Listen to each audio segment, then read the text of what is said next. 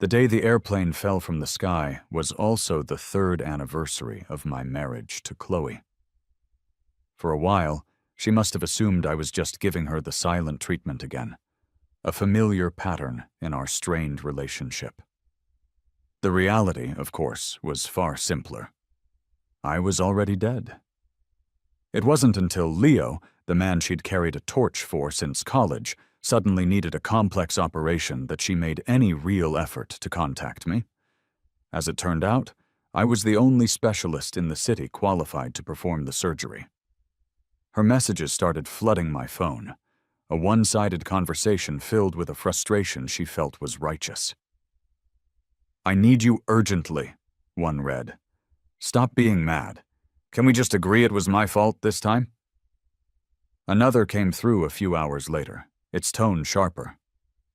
"Alex, I'm offering you a way to make this up. Are you really not going to take it?"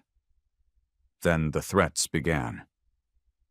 "If you keep this up, I might not want to continue this marriage. Leo's condition is serious. It can't wait. I know you've always had a problem with him, but this is a matter of life and death. Can't you put your feelings aside for once?" That evening, her frantic attempts to reach me were interrupted by a call from the airline.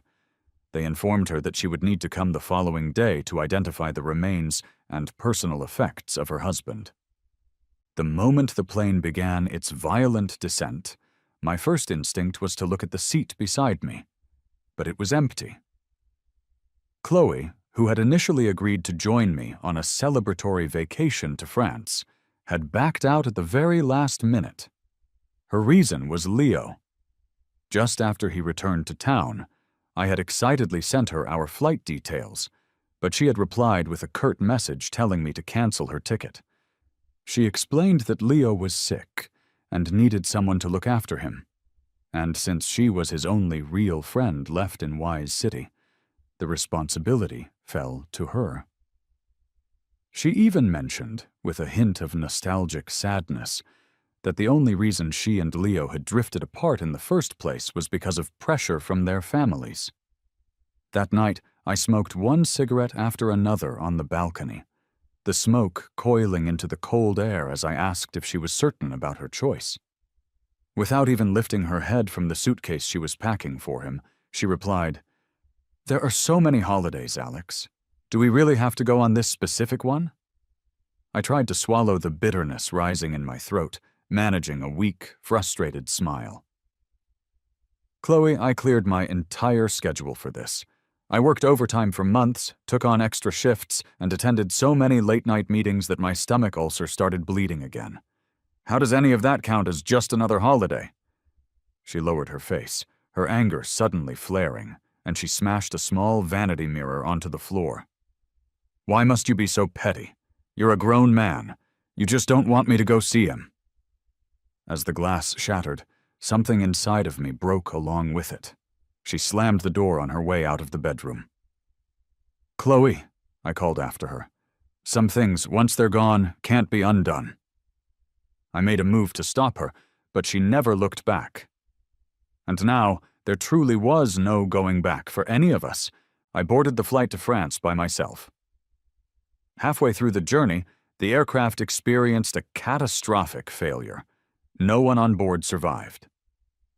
Because the crash site was in a remote location, it took some time for the airline and international authorities to officially confirm my death. But my consciousness couldn't let go. Somehow, my spirit drifted back across the ocean, back to her. I was there on the day she went to see Leo. I floated in the passenger seat of her car, watching as she meticulously applied perfect makeup, her reflection smiling back at her. The smile she wore when she saw him was bright and genuine, a smile I hadn't seen directed at me in years. She arrived carrying a large pot of spare rib and corn soup, along with a carton of his favorite organic milk. When Leo frowned slightly from the discomfort of his illness, she rushed to his side, urging him to sit down and relax. I overheard Leo express some token concern. "Isn't this a bit inappropriate, you being a married woman and all? What kind of husband would be okay with this?" Chloe answered with a casual wave of her hand. He can't control me. Besides, you're my friend, and I'm just here to check on you. I've had enough of this marriage for years anyway. If he dares to complain, we can just get a divorce. It took me this long, this final, disembodied journey to understand that this was how she truly felt. I suddenly remembered her hesitant, "I do," on our wedding day. And it struck me that she hadn't smiled with that kind of unreserved joy in the entire 3 years of our marriage. Perhaps our union was a mistake from the very beginning. We never should have been together.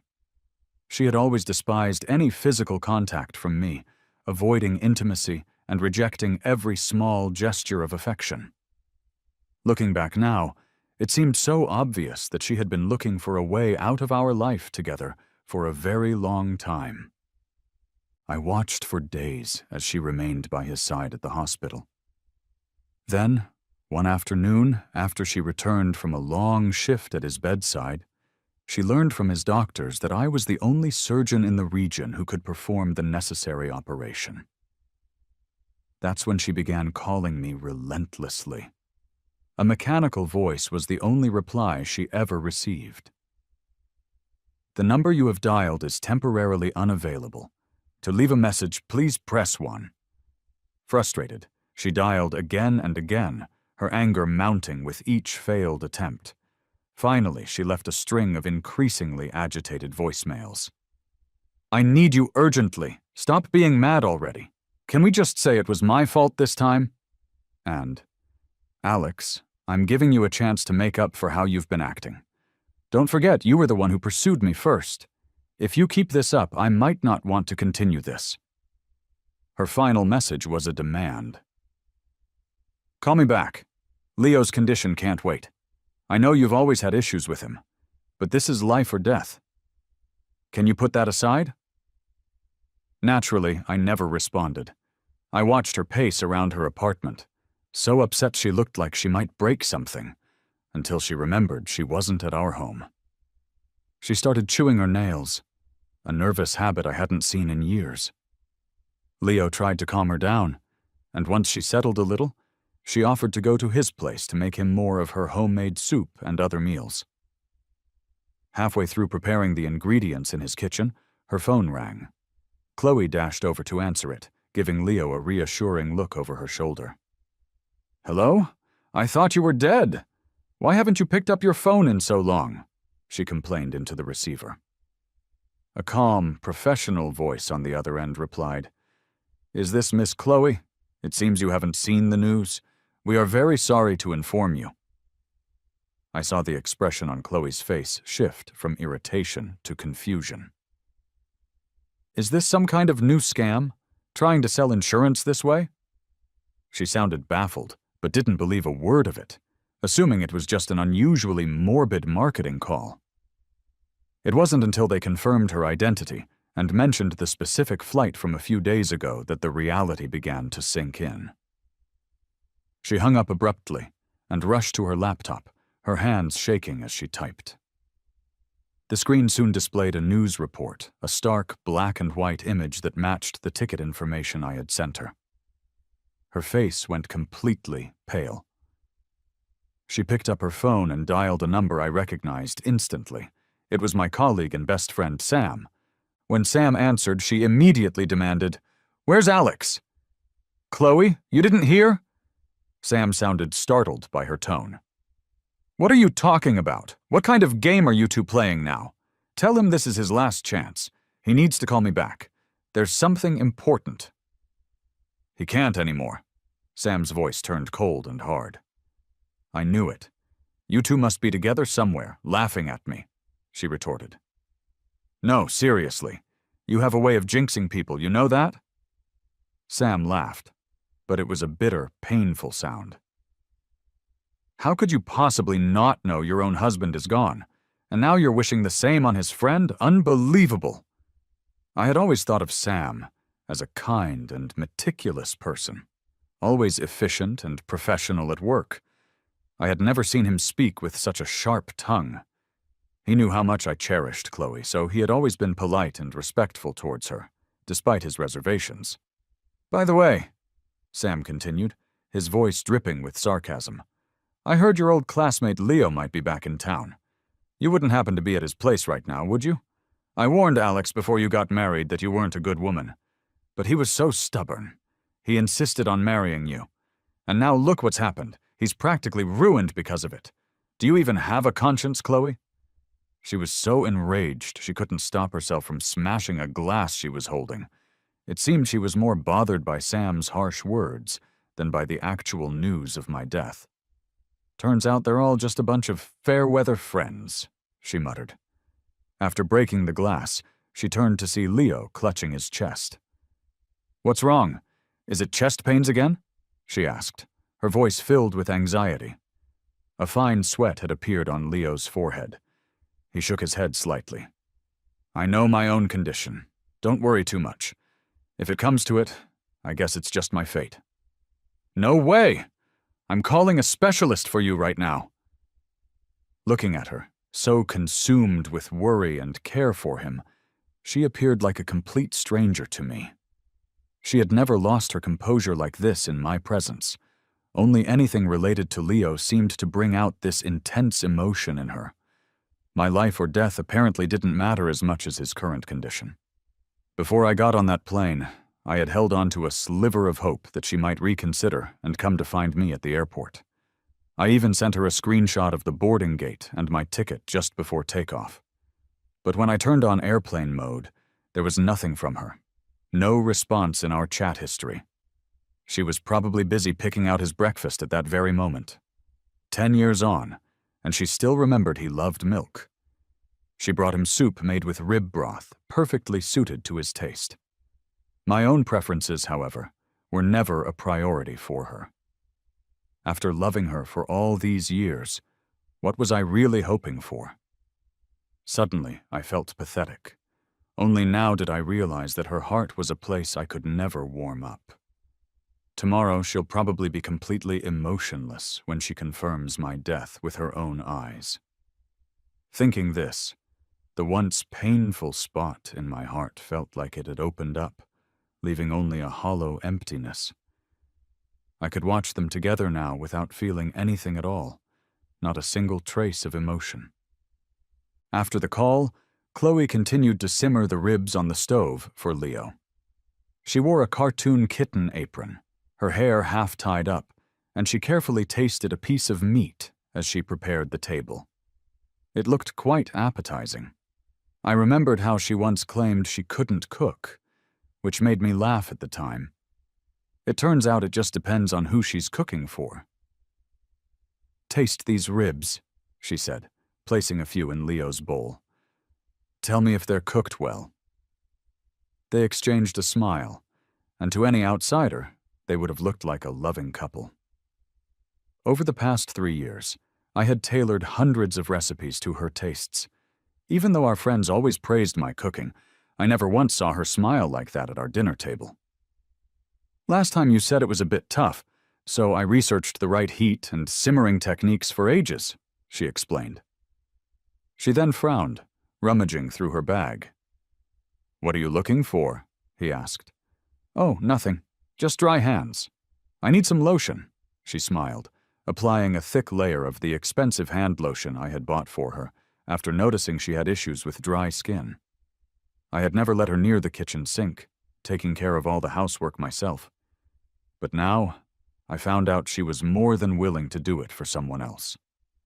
After their meal, Leo handed Chloe a pair of waterproof gloves, saying it would help keep her hands from getting wet while she did the dishes. I saw Chloe's smile, though it stiffened for just a moment. On her way home that night, her hands, after being in water, started to peel and turn red. She rushed to the cabinet upon arriving at our empty apartment, searching for the first aid kit. She pulled out a bunch of medicines, but none seemed to be the specific cream I usually gave her. Finally, she grabbed a random one, applying it and enduring the stinging pain until it took effect, relaxing her tense eyebrows. She suddenly noticed a small sticky note in my handwriting on the box. If your hands feel uncomfortable, use this twice daily. Avoid contact with water. She stared at the note for a long time, then scoffed. A plane crash, huh? Fine. Tomorrow I'll see what kind of trick you're pulling. Chloe refused to believe what the airline and Sam had told her. Even if it were true, she seemed to think it was just another one of my elaborate schemes to get her attention. She fully intended to drive over to the address the airline gave her that day to expose what she believed was my lie. But before she could even get in her car, she got a call that immediately made her anxious. I didn't need to guess. The call was definitely from Leo. I sat in the passenger seat, an unseen observer, watching her run several red lights to get to his house. When she finally stopped and opened his front door, she found him curled up on the floor. "Leo, are you okay? Don't scare me like that." She tried to lift him, but her petite frame couldn't support his weight. She called an ambulance and followed it to the main city hospital. Instead of waiting anxiously outside the emergency room, however, she took a detour past my office, peeking inside. Unfortunately for her, one of my colleagues was in there, not me. My desk was clean and empty. A nurse soon approached to inform her that the patient had passed the critical stage and was being transferred to a standard room. In the room, Leo slowly awoke, moved by her presence. "If you hadn't come, I don't know what I would have done," he said weakly. "Don't say that," Chloe replied, handing him a glass of water. Leo noticed her distraction. "What are you thinking about?" "Nothing. I just didn't sleep well last night." Chloe smiled faintly. "Ah, was it me bothering you?" Leo hesitated, then suggested, "There's room on the bed since it's wide enough. Why don't you lie down and get some rest?" His ears turned red as he spoke. Unexpectedly, Chloe declined immediately. Seeing his awkward expression, she quickly deflected. "Drink some water first. I'll cut you an apple. The doctor says you need to have vitamins every day." Leo took the water, sipping it slowly. But she couldn't even take care of herself, let alone perform these simple tasks. Sure enough, I saw her cut her finger with the paring knife.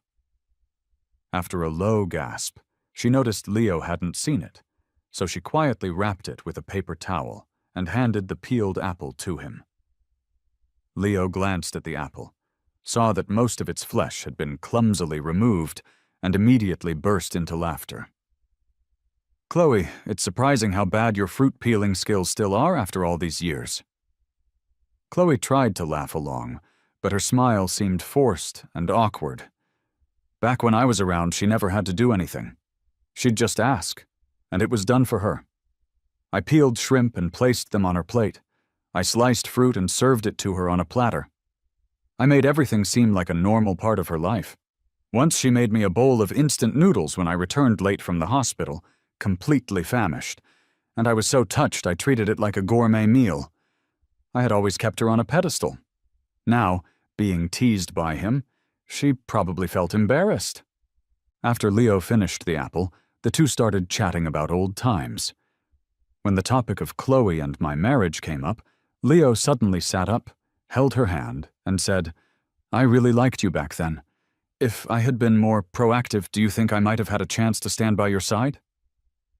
His words were full of regret, and even I, in my spectral state, felt a bit moved listening, but Chloe let out a loud cry of pain, startled.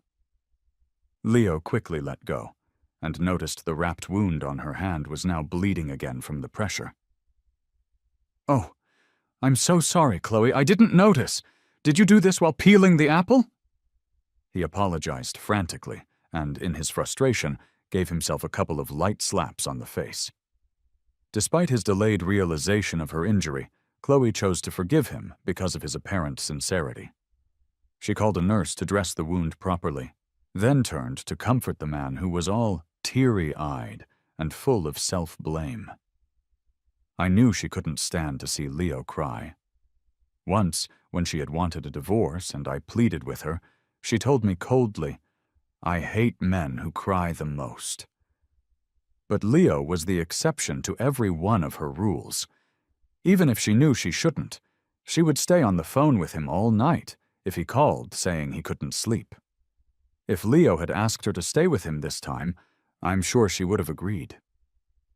Yet, I saw a change in Chloe's expression. Her tired eyes showed a hint of profound fatigue, and she quietly refused. "It's late. I'll come see you tomorrow." Leo seemed a bit surprised at her response, but didn't press the issue. "Okay, get some rest then." Watching her press her temples on the way back home, I knew her insomnia-induced migraines were acting up again. Ever since we had been together, I had known about her serious insomnia. For someone with a chronic condition like hers, it affects every aspect of daily life, even if others might see it as just a minor problem. I had seen her break down emotionally from lack of sleep many times, even becoming depressed. That's why, apart from the special hand cream, our home was filled with things to help with her insomnia. Under my care, her condition had actually improved a lot. But as soon as I was gone, her symptoms returned with a vengeance. After all, who else would willingly lose sleep at night just to use fairy tales to calm a grown adult? 20 minutes later, Chloe returned to our dark home. In the dim, unlit room, the dark circles under her eyes were even more noticeable. After washing up, she changed into her silk pajamas, put on her eye mask and earplugs, and lay down in bed. But it wasn't long before she shot up, took a deep breath, and then lay down on her side, muttering something to herself. I could guess she was counting sheep. I had told her many times that at her level of insomnia, counting sheep was useless. Soon enough, she grew restless again. Turning on the nightlight, she opened a bottle of melatonin from the nightstand and popped 2 pills into her mouth. Worried it wasn't enough, she grabbed another handful and stuffed them in her mouth. If I had been alive to see this, I would have been both angry and terrified. I bought all our medications and knew the side effects of taking too much melatonin. This just showed how desperate she was. Indeed, after about 3 hours of what seemed to be sound sleep, Chloe suddenly got out of bed and rushed to the bathroom. I could hear her throwing up violently, yet I felt a twisted satisfaction in hearing it. "Throw up," I thought. "It makes me feel better knowing you're suffering like this." Watching her pale face as she returned to bed, I felt an odd sense of joy. Once she was back in bed, it seemed she gave up on trying to sleep. The phone's light shone brightly in the darkness. She opened the voice memo app. Seeing the list of files, I remembered. I had once taken her phone and recorded myself reading bedtime stories for her. After she tapped on one, my own voice played softly and clearly. The little rabbit and the turtle were racing in the forest. They invited many forest friends to be their judges, but the monkey judge got lost, and they waited and waited, only seeing him after a long, long time. It was my own recording.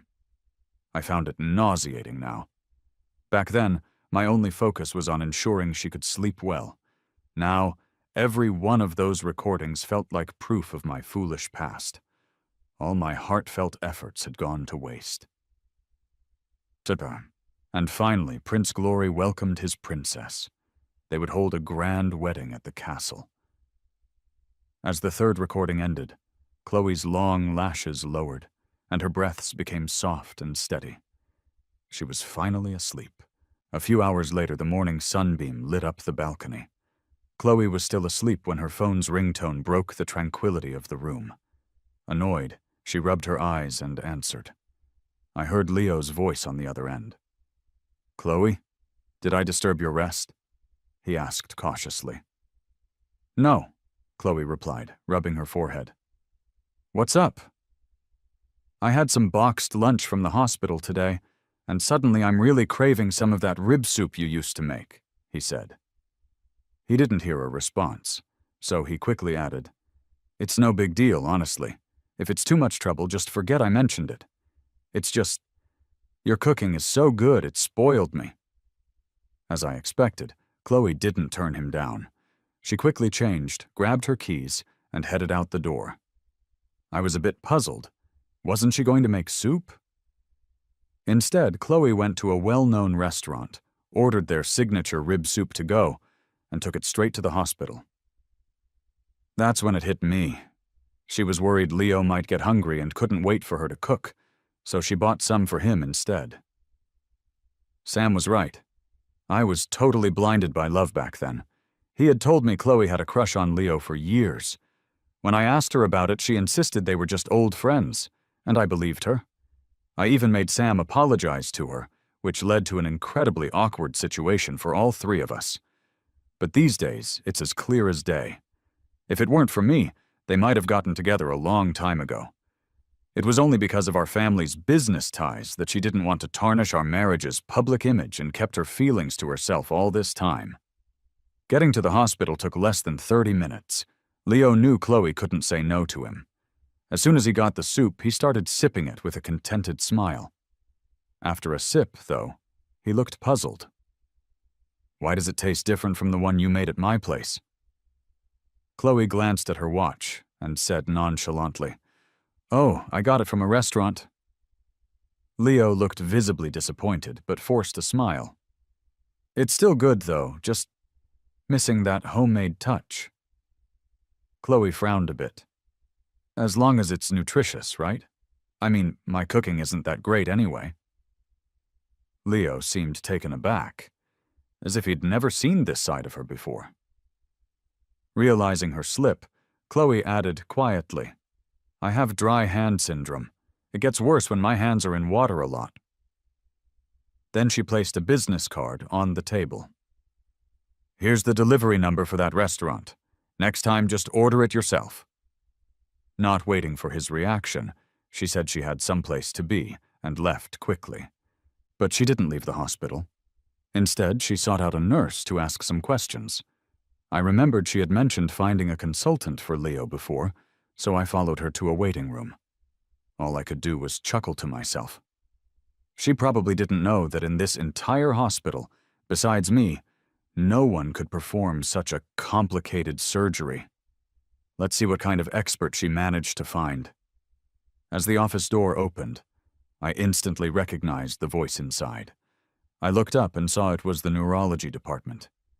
Isn't that where Sam works? When he saw her, Sam didn't look surprised at all. He joked, "Chloe, what's up? Did you lose your mind or something?" "You?" Chloe's face turned red with anger. Seeing her frustration, Sam looked puzzled. "Not here for a checkup, then? Why are you here? Oh, and be mindful of your location when you talk." Chloe was already in a huff, and her questions came out harsh. "Where is he?" Sam knew exactly who she meant, but played coy. "Told you, didn't I? He's dead." Seeing her lingering doubt, he added, "If you really don't believe me, go ask at the airport. See if Alex was on that plane when it went down. Or is it that you're just scared?"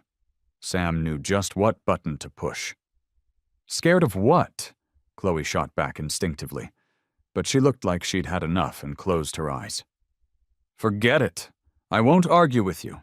Just tell him to go home. I'll explain everything to him later. There's nothing going on with Leo and me. I heard him out once before as a friend, and now I just want to help him."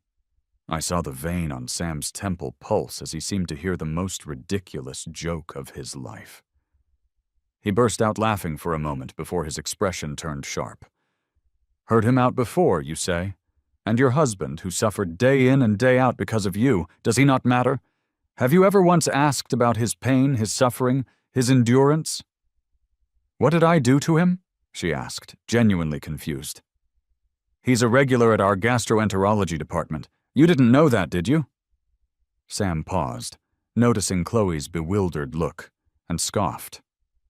"You don't even know if he's dead or alive. Why would you care about a little internal bleeding? For a moment, just consider this. Had you ever tried to properly live with him, he wouldn't have needed to drown his sorrows and drink daily." Looking at the stunned woman before him, Sam sighed deeply. "You really do treat that jerk like a treasure, Chloe. Maybe you should get to know exactly what your crush has been up to before placing him on such a high pedestal." Chloe had no idea, but I knew a little. I had once hired a private investigator to dig into Leo's past. She had found the report, and we had a huge fight that night. Before I could even finish reading the first page, she snatched it away and hid it. Back then, I tried to warn her that Leo wasn't a good man. Chloe looked hesitant, but defended him fiercely. I know what he's like better than you do. On graduation day, I got cornered by those thugs in an alley, and if it wasn't for him stepping in, I don't know what would have happened to me. So that's how it is, Sam said, seeming to have figured something out. Looks like you've been fooled for years. He whipped out his phone to show her his old chats. These are the texts he sent when he borrowed money from me. Everyone in our class knew, even his own circle. This kid loves to get money off of innocent rich girls, using his heart condition for sympathy. And some of those thugs you mentioned? They were seen smoking and gaming with him at an internet cafe just a few days later. You wouldn't have guessed that, would you? Chloe couldn't believe it. No way. He was beaten half to death. Plus, he had a heart condition. They wouldn't dare risk it. Round and round. It's still those 3 words, Sam sighed. You don't believe it. He spread his hands as if to say, if you're not going to believe what you should, and you insist on fooling yourself with what you shouldn't, I've got nothing more to say. When Sam showed her out, Chloe had a complicated look on her face. I watched as she got into her car and set her GPS for the Wise City International Airport. This moment had to come eventually.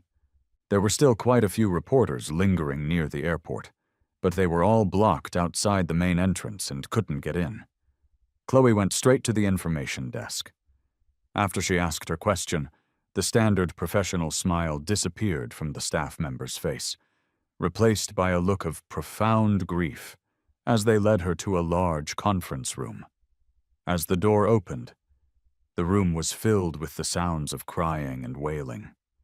Maria walked to a spot marked with the number 23. On the table was a piece of white paper and a sealed black package. She started shaking all over, as if she were simultaneously nervous and terrified. I chuckled to myself. What kind of show was she putting on now? If I had really died, wouldn't she be the one who was happiest? Amid the silence, a few officials arrived. The man leading them looked older, perhaps a member of the airport management team. Since we couldn't wait any longer for you to arrive, the remains were sent to the main city hospital a few days ago for preservation, he explained gently. When Chloe didn't react, another woman slowly added that they had tried to contact my parents, but they were abroad and couldn't get in touch to understand the situation in time. These are the last belongings of your husband, collected against his identification, she said as they expressed their official condolences. These are Alex's? Chloe asked, looking completely lost. The officials exchanged confused glances before confirming again that all the paperwork was there, in black and white. Finally, she seemed to believe it.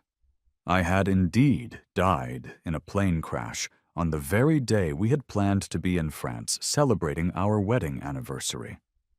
She opened the black package. Inside were our marriage certificate and a completely worn-out leather wallet. That marriage certificate contained the only photograph of us together. She seemed incredulous as she flipped open the wallet. Besides a bank card and my ID, there was still that red-backed photo of us from the day we registered our marriage. What had been a calm disbelief before now turned into frantic denial as she kept repeating, "Impossible! Impossible!" Then, she suddenly closed her eyes and collapsed. The scene turned chaotic. Medical staff rushed over, placing her on a stretcher for an examination. Throughout it all, she kept clutching that damaged photo in her hand. I looked at it and thought it was a real eyesore. People always say that marriage is the grave of love. But maybe from the very start, from the day I fell in love with her, from the day she agreed to marry me, I, Alex, was already dead. When Chloe woke up, she went to claim my remains at the main city hospital. As she walked out of the morgue, she ran into Sam, who had heard the news of her collapse. He didn't seem to notice how pale and fragile she looked, and just kept mocking her. "Are you acting again? Isn't this what you wanted all along? To be rid of him? Now you can get away clean and go find that guy of yours." But this time, no matter how much venom he spewed or how nasty his words got, Chloe seemed completely numb, just staring at our marriage certificate photo. Sam eventually got bored of the one-sided confrontation and left. She didn't show up on the day of my funeral. I don't know if she didn't dare to come, or if she just thought it was pointless. My mom went to find her afterward. That gentle, kind woman tried to console her, saying my death was an accident and that no one was to blame. But those words seemed to trigger something in Chloe, making her break down and cry, begging my mom to forgive her. The two women I had once loved most in the world ended up crying together. In reality, my mom had some resentment inside her. She knew Chloe wasn't as good to me as I always made her out to be, but I had always spoken so highly of my wife to her, protecting her image so fiercely that my mom had always been accepting and kind. Seeing my mom cry such heartbreaking tears made me feel an immense wave of sadness and regret. A white-haired person sending off a black-haired one. In this life, I had failed to be a good son. I was so focused on Chloe in the latter half of my life that I didn't even realize my mom's hair had gotten so much grayer.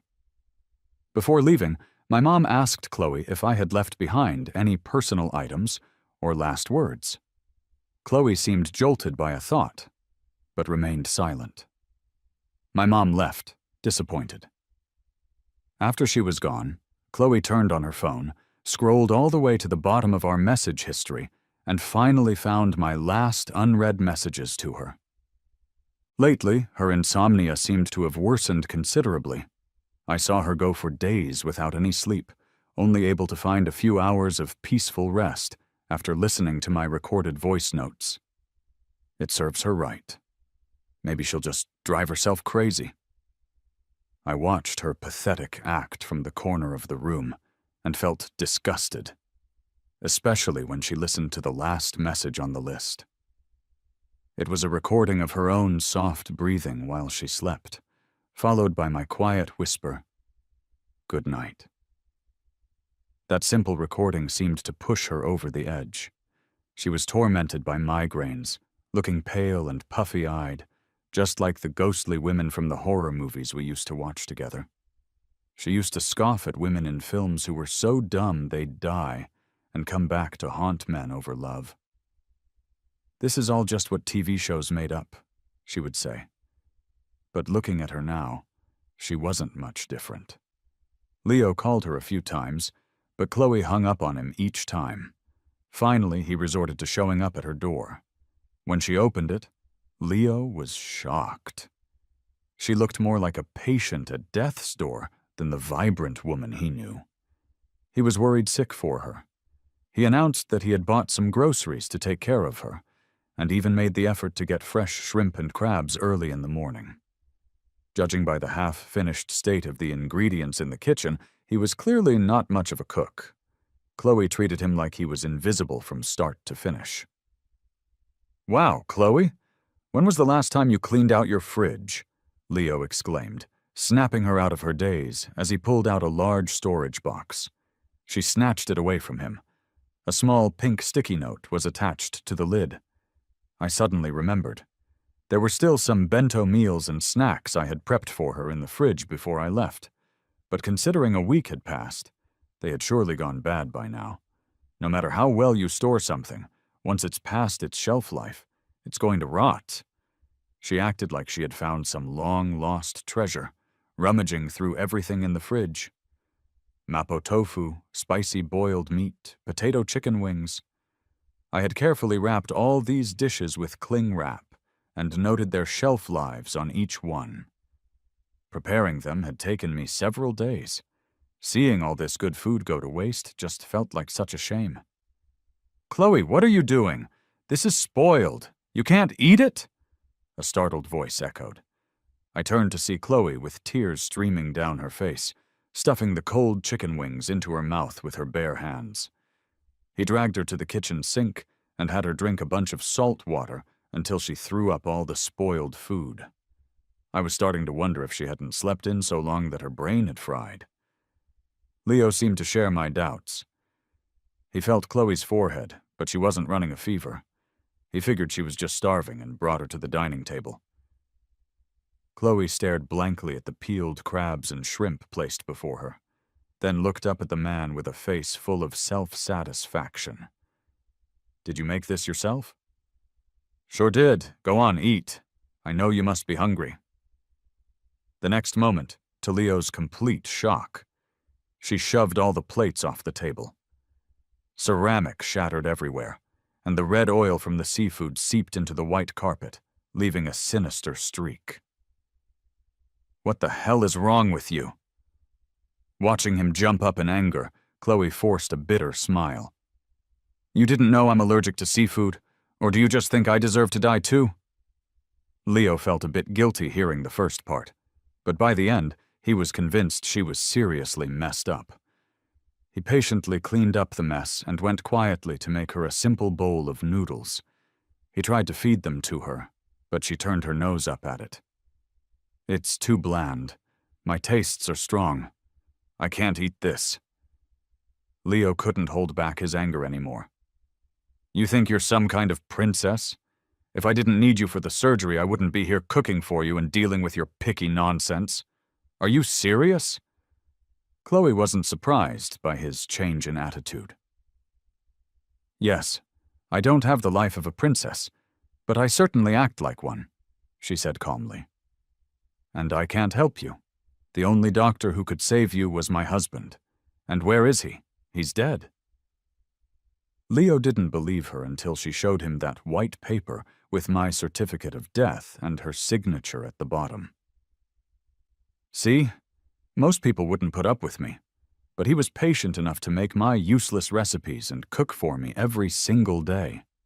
He remembered that my tastes leaned heavy and was always willing to eat hot pot with me, although he'd get sick every time. Such an idiot. I'd always scare him by threatening divorce, but sometimes I just liked bullying him. So, am I really that terrible?" She rambled on, oblivious to the storm brewing in Leo's eyes. When Chloe asked him to leave, Leo refused. She then saw that the phone she had just placed on the table was now in his hand. "If you cooperate, everything will be fine," he said smoothly. "Didn't peg you for someone who enjoys kids' stories." Chloe's eyes narrowed. "Give me back my phone." Leo did hand it back, but her voice memo list was now completely blank. As if he knew what she'd ask next, Leo spoke first. "Man, the stuff that guy said was disgusting. So I deleted it all for you." "Get out!" Chloe summoned strength from who knows where, charged at Leo, and slapped him hard across the face. After taking the slap, Leo's face twisted with fury. He grabbed her arm as she tried to swing again and slapped her back with brutal force. Chloe fell unconscious. I watched the entire altercation from above. Leo quickly tied her up. The swell on Chloe's face grew, distorting her once radiant features into ones of sheer disgrace. I couldn't help but find it all amusing. "Oh, Chloe, should I say you're blind to the truth? I almost wish you hadn't passed out, just so you could see how vicious the man you idolized and loved for so long could truly be." Before long, Chloe came to. She was in the same place, still in our home. The man on the couch was scrolling through his phone. He walked over with a knife once he saw she was awake. "Don't push me, Chloe. I just want to stay alive," he said, pressing the blade to her neck. He forced her to transfer money from her bank accounts, but the amounts didn't satisfy him, so he leaned the knife in closer. "If that other chick's dad hadn't gone bankrupt back then, I wouldn't have come back to you anyway. For years, your temperament has been the worst I've ever seen in any woman. But thankfully, your looks and figure are still nice." Victor smirked, his hand reaching towards her chest. There was one thing I had always assumed she knew. When Chloe's family nearly went bankrupt, I asked my parents to help them. When Sam mentioned Leo was after her for her family money, I paid him off to leave town. Leo took the money and immediately went after the daughter of a major corporation's CEO. When our families discussed a business partnership and hit it off, they decided to pair me and her together. That's why she always thought my family had forced the marriage on her. Had I known your family would get rich again, I wouldn't have taken that money back then. That was a big mistake. Leo sounded a bit regretful. I'm going to find someone abroad to treat me since I can't find a doctor here. Don't worry. Once I get the money, I won't bother you again. Someone like you, who lied and caused all this misery, should suffer. You're dying now, and that's your karma. Chloe glared at him and spat those words. You better not test me. Do what I said. I can't guarantee your safety, Leo said, waving the knife threateningly at her. Chloe was forced to text her parents that she had been kidnapped and a ransom was needed. To make it seem real, Leo even made her take a selfie in her bound state and send it. But I noticed that just as she took the selfie, Chloe pressed the side button and the volume key at the same time. This was a trick I had taught her long ago: how to send a silent emergency text to her primary contact. But the next second, the flicker of light in her eyes faded. It seemed she remembered that the emergency contact, which was me, was now gone. There was no one left to save her now. Chloe's parents agreed to the deal. They planned to meet at the pond by the community gate the next morning to hand over the money in exchange for her. Soon, night fell. For insomniacs, nighttime is no different than day, but regular folks can't stay awake for long. Just when Leo couldn't help but close his eyes and doze off, the front door was unlocked from the outside. He woke up quickly, but the people who entered were quicker. A swarm of police officers surrounded him, and behind them stood Sam and Chloe's parents. One small knife was no match for countless gun barrels, especially for someone so afraid to die. After the police took Leo away, Sam left quietly, seeing that the matter was resolved. Chloe's parents hugged her, crying in lingering fear. They were heartbroken that she had just lost her husband and had now faced this terrifying ordeal. They insisted on staying with her, but Chloe firmly refused. Too much has happened recently. I just want some peace and quiet, alone. I knew she saw the emergency text she had sent pop up on their phones, another piece of my previous handiwork. I could clearly see the guilt and deep regret etched on her face. That's good. The more guilty she feels, the more sleepless nights await her. Let her live with the guilt of my death day and night. What I didn't expect was her first act of freedom. She went straight to a phone repair shop to try and recover the backup data. Maybe my silent prayers were heard, because the voice memos Leo had deleted couldn't be restored for some technical reason. I'm satisfied with this outcome. Her look of extreme disappointment is exactly what I had hoped for. I've always said once something is lost, it's gone for good. Just like this phone data, and just like her and me. We're supposed to be accountable for our actions in this life. She stumbled back home. Without those recordings, she couldn't sleep at all anymore. Before, she could at least manage a few hours of peace. Now, constant insomnia felt like a curse. It made her migraines worse, and she tried all sorts of remedies. But nothing worked. The severe lack of rest made her mood even more erratic. Her mom, seeing her state, took her to the hospital for a full checkup, including a visit to the psychiatry department. The result was a diagnosis of severe depression. She ignored the tears her parents wiped away, and the clumps of hair that fell as they gently brushed it. She started searching the house for any trace of my existence. Even a piece of chocolate I had once put in her bag was kept like a precious treasure. But more often, during the long, sleepless nights, she started banging her head against the wall, as if the physical pain could somehow make her feel better. Neighbors came over countless times, knocking on the door to complain about the noise. Her parents apologized every evening and softly tried to explain. Eventually, everyone in the building just got used to it. Until one day, news came from the police station. Leo was sentenced to over 15 years in prison for his previous large-scale fraud schemes and for the kidnapping this time.